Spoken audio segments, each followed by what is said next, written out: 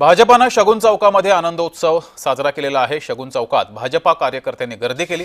वाहतूक कोंडीनं पुणेकर मात्र हैराण झाले। मुरलीधर मोहोळांनी आयोजित केलेल्या कार्यक्रमात प्रचंड गर्दी झाली, त्यामुळे या परिसरात मोठ्या प्रमाणात वाहतूक कोंडी झाली। याचा आढावा घेतले आमचे प्रतिनिधी रोहन कदम यांनी। पाहूयात।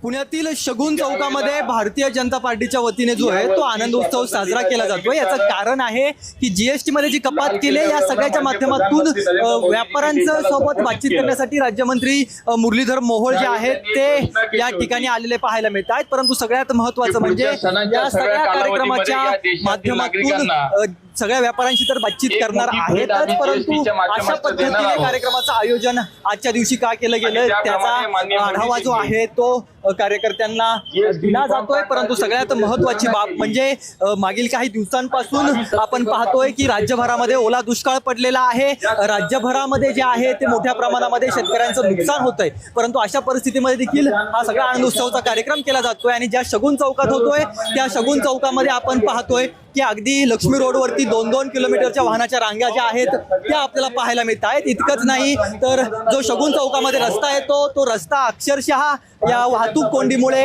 मोठ्या प्रमाणामध्ये जाम झाल्याचं चित्र आपल्याला पाहायला मिळतंय। अगदी चहू बाजूला जी आहे ती ही संपूर्ण वाहतूक कोंडी या सगळ्या कार्यक्रमामुळे झालेल्या आपल्याला पाहायला मिळतंय। अगदी पोलीस प्रशासन या सगळ्या वाहतूक कोंडीचा मार्ग काढण्याचा प्रयत्न करतायत, भाजपचे कार्यकर्ते प्रयत्न करतायत। कॅमेरा पर्सन दीप मिश्रासह रोहन कदम, जय महाराष्ट्र न्यूज, पुणे।